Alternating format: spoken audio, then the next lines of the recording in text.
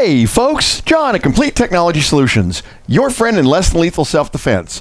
Guys, our friends at Mercury Rise did it again, and they did this without me even knowing it was coming. Here we go.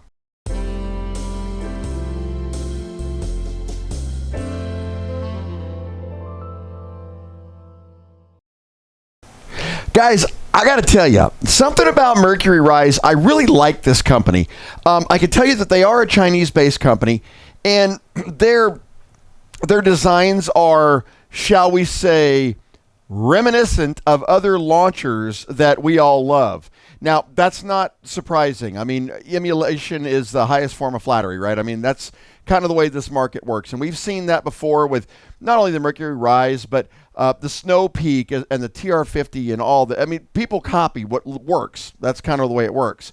But in this case, this looks pretty blatant, and I want to get your opinion on it. So what we've got today is the Mercury Rise TR50. You heard me right. TR50. But their TR, unlike our wonderful, lovable Umarex weapon, stands for Torpedo Revolver. And just in case you don't believe me, there it is right there, the Torpedo Revolver. Now, what I find really interesting about this is the ammo, guys. It will fire the standard 50 caliber PepperBalls, and it will fire the standard 50 caliber solid balls that we're used to. But if you take a look at the way the ammo is delivered, it will also fire these little torpedoes. I know what you're thinking. Didn't we just see a video with a burnished shell that looked like a torpedo? Yes, we did. So, we'll get back to that. Remind me I just said that. We'll come back to that. All right, guys, so let's open this up and take a look at it. I have not looked at this, except to say that these are deep, which means that this chamber has to be kind of deep. So we're going to crack this thing open together and see what it looks like. I am really, really curious. It's heavy, guys. That is about, I don't want to say exactly the same weight, but it's pretty darn close. I can tell you that much. All right. So let's go ahead and crack her open here. All right. Dude, even the packaging. No, we're not going to go there. We're going to stay on target. Here we go. All right, so here's our documentation on this. The Torpedo Revolver Paintball Pistol Manual. Now, guys, do you remember I mentioned a little while ago down in my community section and on the video that a lot of the manufacturers are having to change designations on their weapons to bypass some of that ridiculous regulation that's about to go into effect? Well, I suspect that's why they're labeling that as a paintball revolver, even though it is marketed as a self-defense weapon. You'll notice nowhere on here is there a paintball in the picture. So keep that in mind. All right, opening her up. What do you guys say? No, it's not a TR50. Stop it. All right, guys, so let's take a look at this. Now, right off the bat, that has got some pretty good weight. Hold on. There it is. I was going to say if that wasn't in the box, I was going to laugh. So it actually does have the same puncture cap as before, but this one has got that twist valve release to release pressure, and I do like that quite a bit. I kind of wish that the HTP50 and TR50 had that as well, because that is pretty convenient. But if you're too lazy to push a button on the back, I guess, yeah. So, all right, so starting on the side here, guys, size-wise, well, okay, weight-wise, if I was holding one, I couldn't tell you which one it was. They're that close. Size-wise, they are virtually identical, as you guys can see. Now, that cylinder is twice as wide as the TR50. You can see that, too. As far as the grips, oh, dude, they're the same weapon. Look, even the screw placement is in the exact same place. See that? So, what you've got here is, I'm not going to lie, guys, the looks of it are pretty cool. I love the look of that tactical rail, and they made that a whole lot wider down here on that Picatinny rail, and that looks like a fake M-lock. That is not really an M-lock, but it kind of looks like it's supposed to be. So, but it looks pretty cool. Now, the ammo is what I'm curious about. Now, they sent me some of this is the actual pepper rounds, guys. By the way, Mercury Rise is the company that also makes the other PepperBalls for me. So they do, I know what goes into this stuff, and it's pretty wicked. So, but they also sent me some of the blue ones, which are the talcum powder or baby powder or whatever to test. This is what we're going to use to test these. They will fire the standard 50 caliber rubber balls and solid aluminum and all that kind of stuff. But we want to test with this. So, all right. Slide this up and over exactly like a TR50. Pop that. Man, that drum is huge. Look how thick that thing is, guys. I mean, seriously. Here's a TR50. And here is that drum.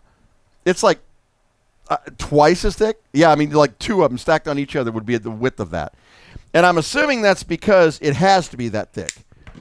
If you're going to use rounds that are this size, let's crack these open and take a look at them. I love that packaging, guys. You got to admit that's pretty cool the way they did that. And they didn't skimp on the packaging. One thing I am curious about is if this is going to fly straighter.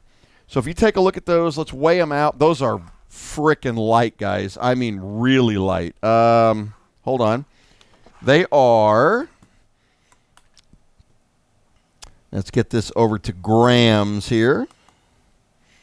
And we want grams. Okay, grams. Okay. 1.9 grams. So those are actually extremely light rounds, which means they ought to have a pretty crazy velocity to them. So I tell you what, let's go ahead and load these in here. Now, on an HDP-50, or excuse me, a TR-50, you load in from the front. I'm assuming it's the exact same. Yes, it is. And you push those back into place like that. Man, look how those fit. Okay, guys, I'm not going to lie. I really hope this is a good weapon because I like, so far what I'm seeing, as tight as those fit in there, I mean, that is some snug stuff right there. And that has always been my complaint with some of the rounds on the TR50. Some of them you get are just a little bit too small, and they don't snug in there nicely. So I kind of like that. But all right, let's get a couple more of these things. And we're going to give this a try. Look at that. Oh, man, those snug in nicely, guys. There it is, fully loaded, the Torpedo Revolver. Don't be scared. We're doing this in a controlled situation. Don't be scared. All right, guys, so let's go ahead and pop that back in there. Now, the C02 is unremarkable, except I do like that we've got that twist cap, which is pretty cool. So I tell you what, let's go out here on our range, and we're going to put a couple downrange. We'll see if we can get a couple of readings. And who knows, maybe we'll pop Scully once or twice, or if I can. Here we go. All right, folks, so what we got set up here is, as you can see, we got Scully down there. We got us a zombie on the back wall. Don't be scared. We're going to take care of him. And I've got our meter set up right here. I'm going to try to do one of those shots where I'm firing from behind the weapon again, because that way you guys are getting nice, clean shots, and see if we can actually get some good readings out of this. So we've got our CO2 in there. Now, one thing I'm liking, guys, look how small that gap is right there. So instead of the HDP-50 or the TR-50 sticking down probably about twice that far, that's nice and compact in there. It's it looks a little more like weapony, right? I mean, I kind of like that concept. So, all right, let's go ahead. I'm going to go into the back here, and we're going to charge this up here. Ooh, that was quiet. I heard it go clunk, and you could hear it. Now, I don't see anything on here that signifies that you have the weapon charged except for that sound. So, all right, we've got a safety here. And we've got a fire here. So we're going to go back here behind this. Here we go. And I'm going to try to get us a reading right off the bat. Okay, so we're going to go from our safe to our fire position. And we're going to see what we can do to get a reading. Here we go. There we go. 369. Looks like got an error there. 339. Guys, are you seeing where I'm hitting, by the way? We're going to look at it here in just a second. All right, here we go. Error there. 295. 295. Oh, error there. And I think we're out. Yep, and we are out. All right, so from what I am seeing here, it looks like we started in the 370 range, and we ended up in the 290 range going through all those rounds. Now, on the Mercury Rise, that's not surprising. They typically dial these things up as high as they're willing to allow them to go right out of the box. And we've seen that with the MUB50 and the MUB43. So even though you had some adjustment, you never actually used it. And guys, look at this. I was actually aiming dead center Scully, and I was hitting a little bit high on every single one of those rounds. Those are pepperball rounds. I mean, seriously, that is some serious impact right there. All right, I'll tell you what I want to do, guys. I am going to, since we already have the CO2 in there, I am curious. And I believe we've got, let me check this real quick. I think we've got 4 more rounds. Yeah, so there's 10 in the package. So here's what we're going to do. I don't know what we're going to get out of this, but I can tell you that CO2 generally kind of pumps up a little bit as you let it sit. So let's go ahead. We're going to load these in here. One thing I'm discovering is you can actually load the little torpedoes in from the back, which is pretty cool. Now, you couldn't do that with the, well, I guess you could do it with the ball, but I don't know that I would. So because you can get that nice and flat, which is what you're shooting for. No pun intended. All right, let's go ahead and put that in there and set it up to where the next rotation will send around. All right, let me get my glasses on and get back behind here. All right, you know what? Let me hang on a second here. I'm going to, where'd I put it? Yeah, there we go. All right, I'm going to move this out of the way. Hold on a second, just because that is, I think we know what our FPS is on these things. And glasses on. Okay, here we go, guys. So I'm going to go ahead and I'm going to aim a little higher and see if I can hit the zombie head. So I know that when I was aiming dead center skull, it was firing about 3 inches high. So let me try it now. I'm going center mass.